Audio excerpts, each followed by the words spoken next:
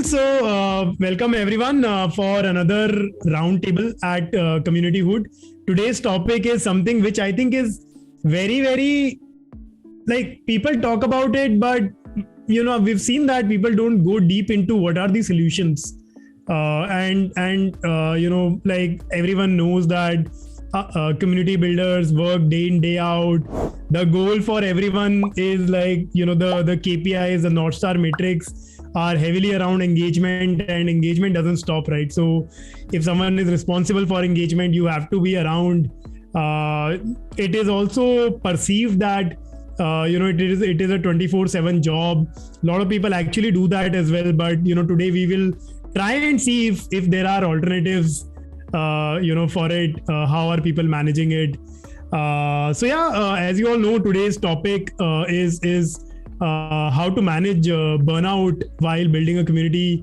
50% of community builders have reportedly faced a burnout situation, according to a survey done by Community Roundtable, and that's very high, and I'm sure a lot of people don't talk about it.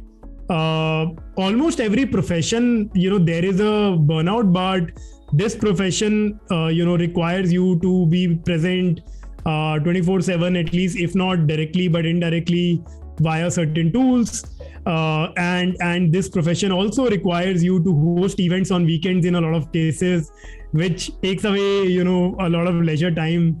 So it is very normal to face a burnout situation while building a community, and today we're trying to understand how can we manage that and how can we cope up with that. All right, so this is a typical situation where as more and more burnout you feel, the productivity decreases and the sense of worth also decreases. It starts with a lot of expectations and frustration and anger and resentment. So like typically you would see the productivity would decrease and you will start feeling worthless if there is a burnout. A lot of times you will want to say that, hey, something is very important. You may feel that for you this is important, but if you keep doing it without taking breaks, it will reduce your productivity. So in a lot of cases we'll have this dilemma of whether to increase your worth in the organization at the cost of productivity. Let me start this with a case study, and this is very interesting. Someone from Coursera, Claire Smith from Coursera shared it in one of the events by CMX. So we watched the video and have taken a note of that video and made a summary from it. So Claire had a team of 20 people handling various functions around community building and moderation and events. So having someone with a team of 20 people, you would expect that she has a lot of people. She will probably not feel burnt out. Now here is what happened with her. She actually planned a leave for 2 weeks. Typically in US, it's very common you plan in advance. So what she did was she planned for this 2-week holiday 6 months before the actual date. Now, 1 month before the holiday, the company decided that they will be shifting their community platform.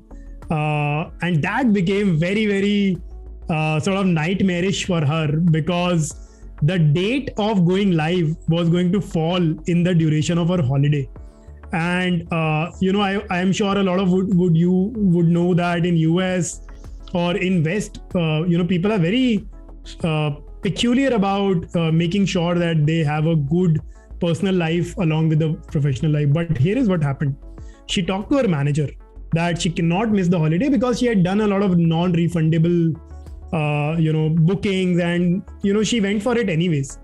Now, even during the holiday, and it's a big deal in West, that she used to send an update every hour to the senior management, and 2 days before the launch there was some random spam attack that happened, because of the new platform and the platform shifting, and her holidays turned out to be worse than normal working days for her, and she was literally burnt out. It was a break she was planning for 6 months, and it literally became a nightmare for her.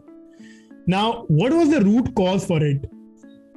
First thing was, there was certain unforeseen urgency that came, and maybe this was not in her control and she did her best.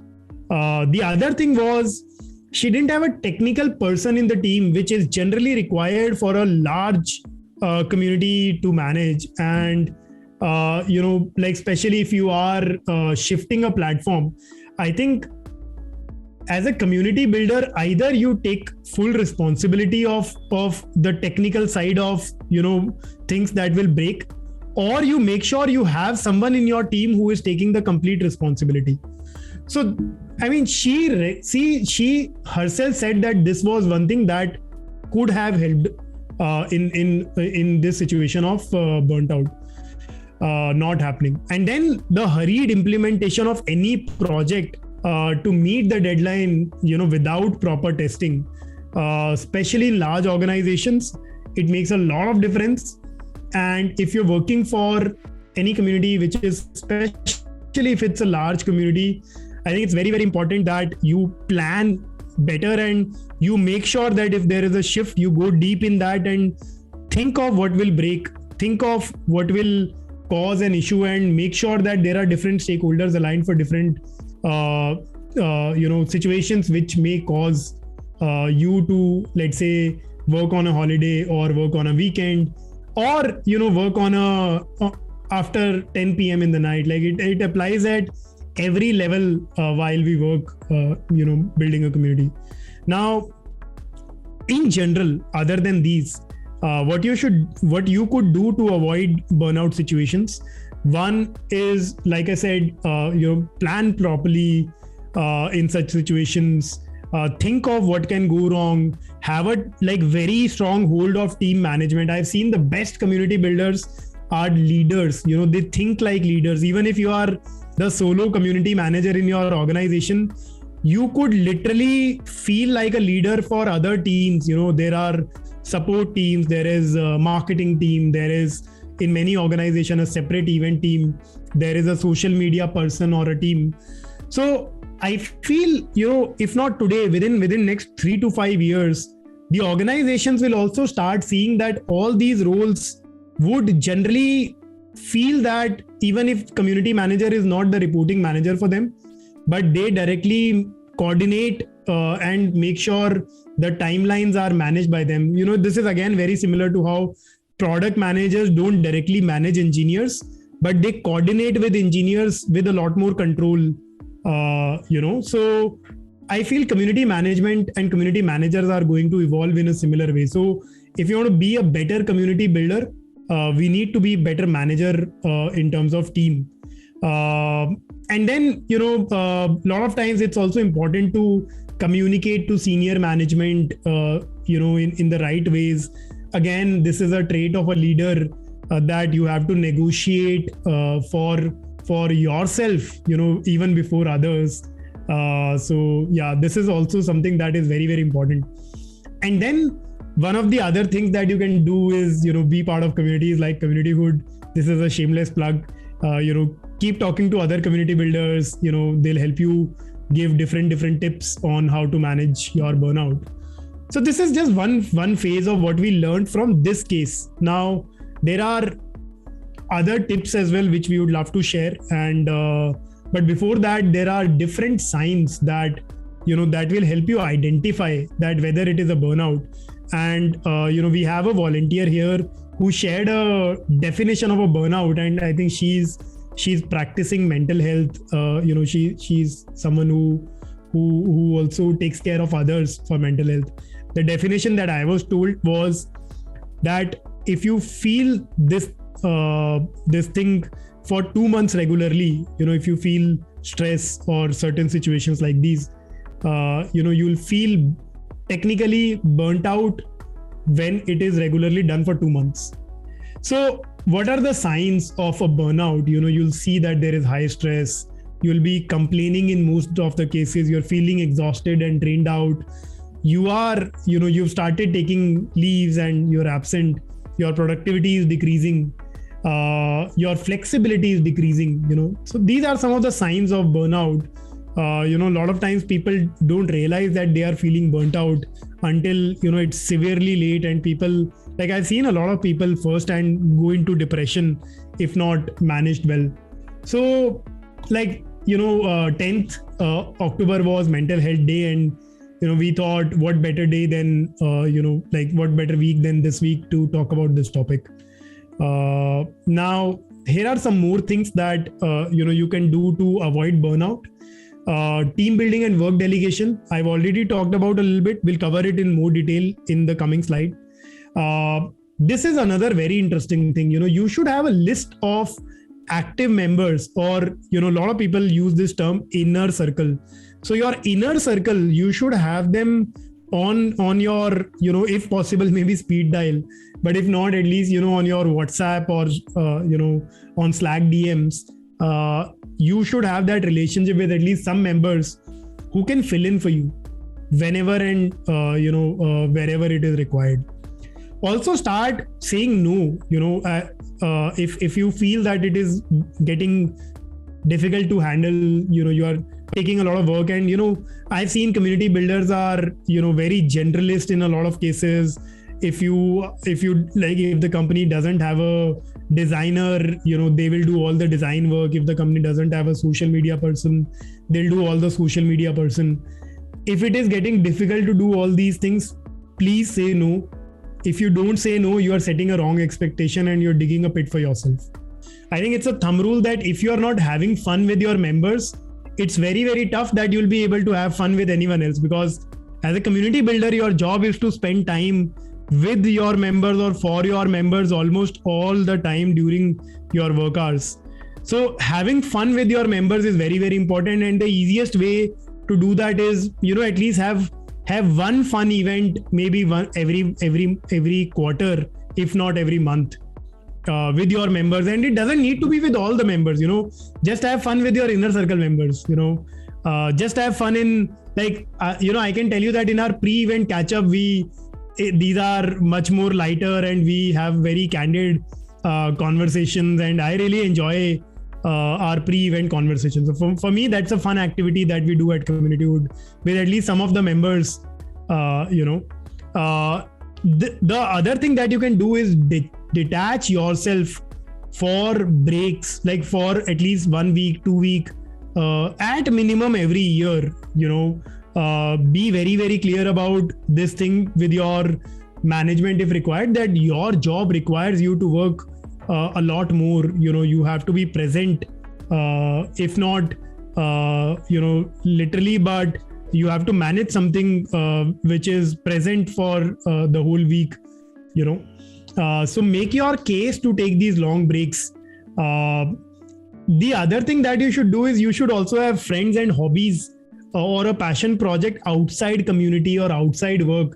A lot of times, we give everything to the community, but it then becomes very monotonous. So if you don't pick projects and you don't have things outside your community, you will feel that burnout feeling very, very soon, rather than so you lose out on productivity very quickly after that. And it's okay to fail. Don't take stress if some project didn't do as you expected. Some metric that you're trying to move is not moving. Ask for help. Talk with your colleagues. If you don't have other community builders in your team, talk to other community builders out there. I think this way we are lucky that this profession is heavy on empathy. So even if you talk to a competitor who is a community builder in the exact same domain, I am sure they will be more cooperative rather than hiding things from you. The other thing which we talked about earlier was delegation of work. Some of the things that I think I've already talked about, but I'll just rephrase again. Plan in advance, set expectation with your community, set expectation with your other team members. have very defined responsibilities among other team members. A lot of times you will see that you're doing work that some other team member should have done, but because it has to be done, today, you're doing it because it has to be done today.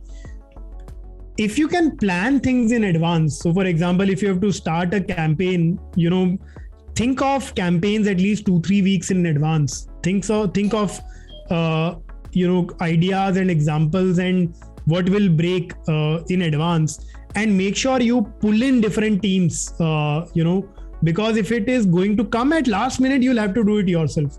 But if you can plan it in advance, you can communicate in advance, you can work like a project manager, a lot of these things will not come to you at the last moment.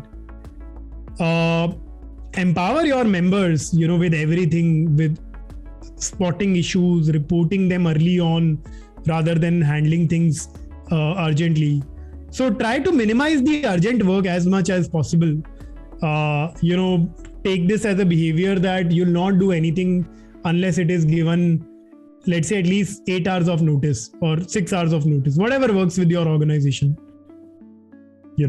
or maybe 1 week in advance, depends on how mature your community is, or maybe 1 month. Like in few cases, 1 month literally spoiled someone's holiday, so you should know, think like a project manager.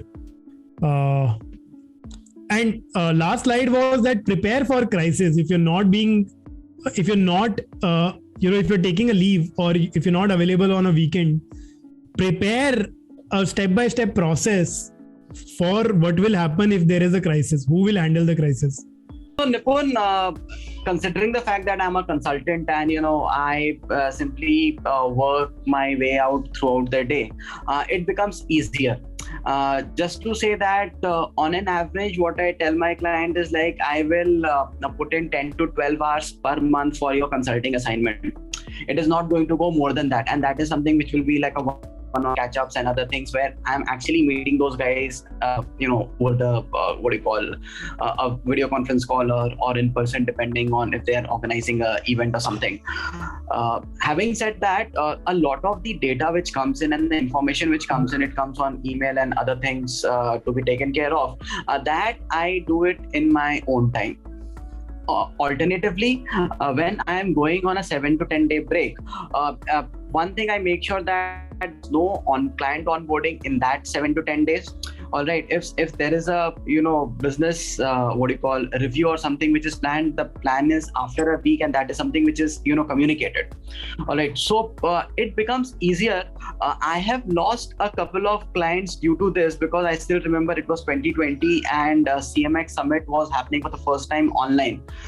So one of the clients said that during the summit time period, that I want to connect with you during the day, and I'm like, it is not possible because a specific time zone attending the summit. We can get back after 5th of October or something, once the summit is done and body clock comes back to normal.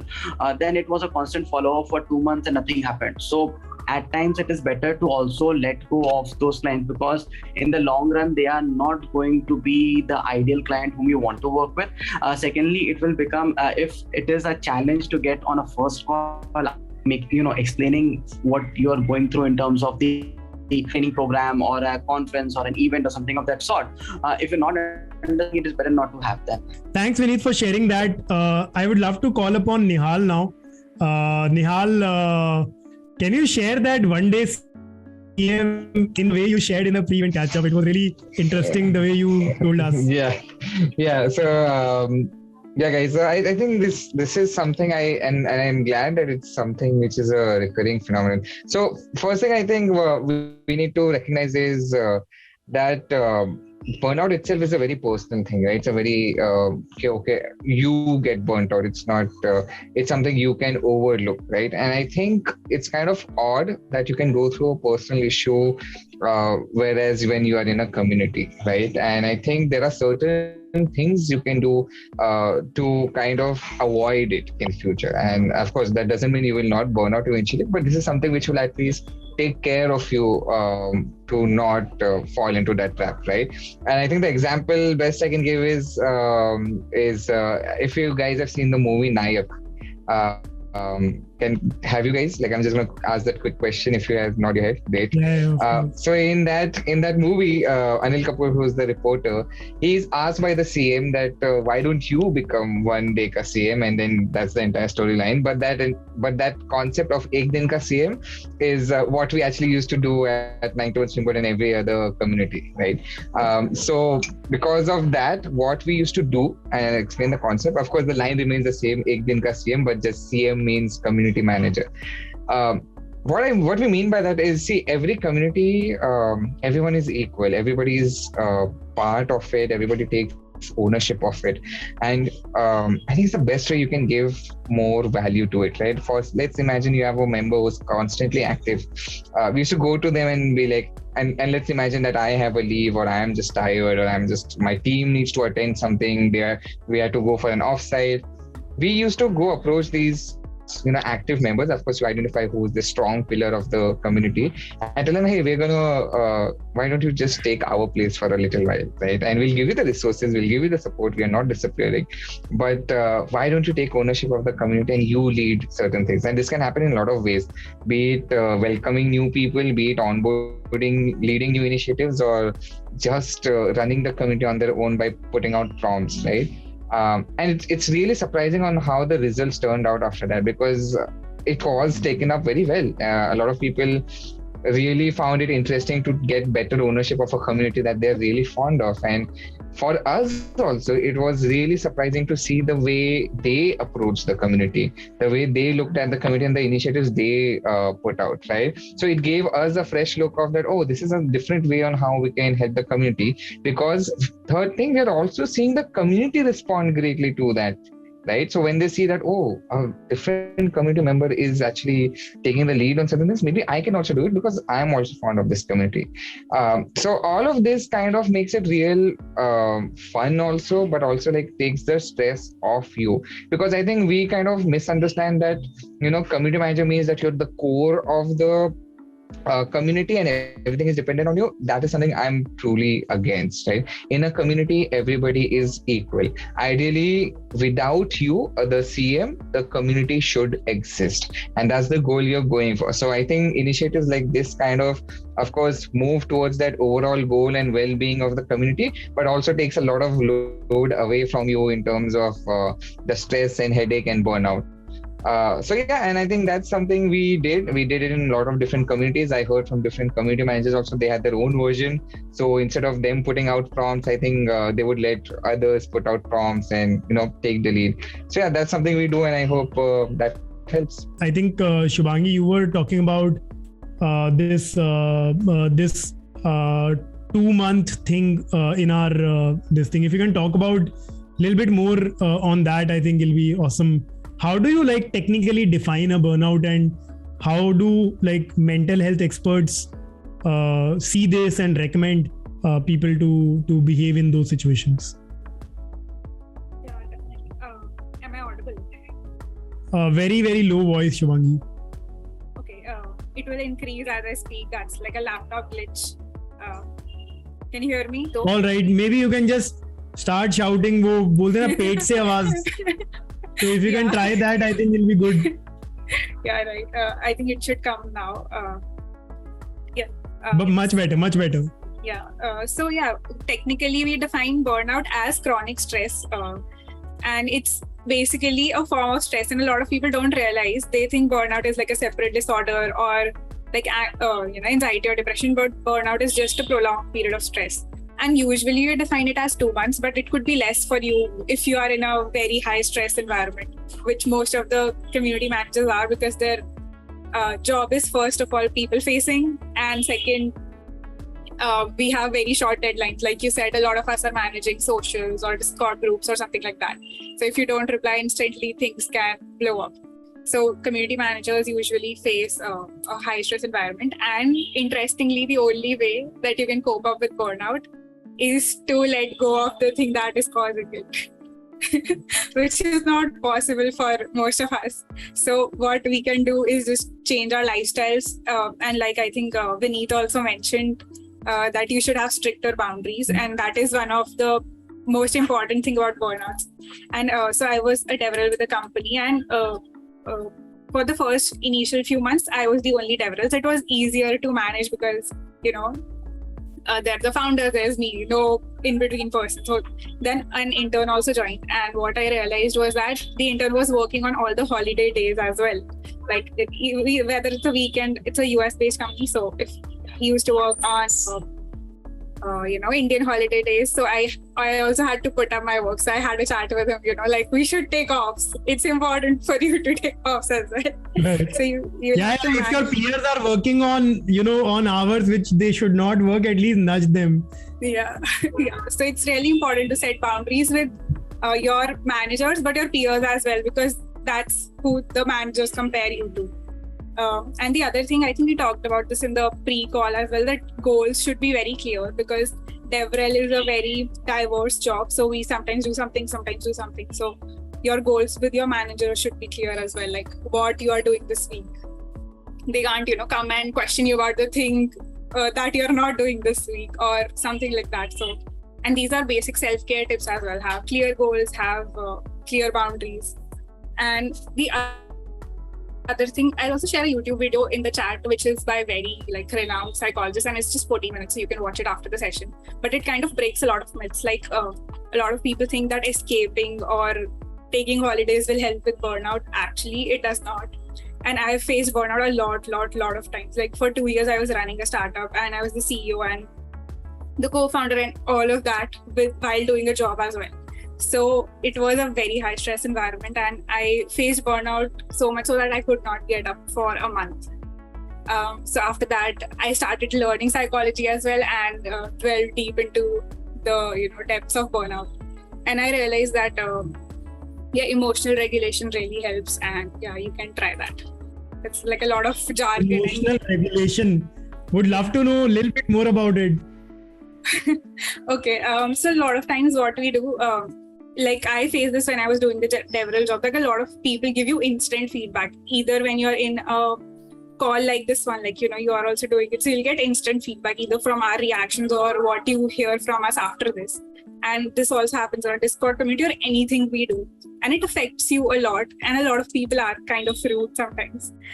So just one bad comment can ruin your day. And as humans, we do not try to deal with it. We just try to bury it somewhere. So I call them emotional zombies. So we bury these emotions somewhere, and later in our life, maybe 1 month, 1 year, 10 years later, they become zombies.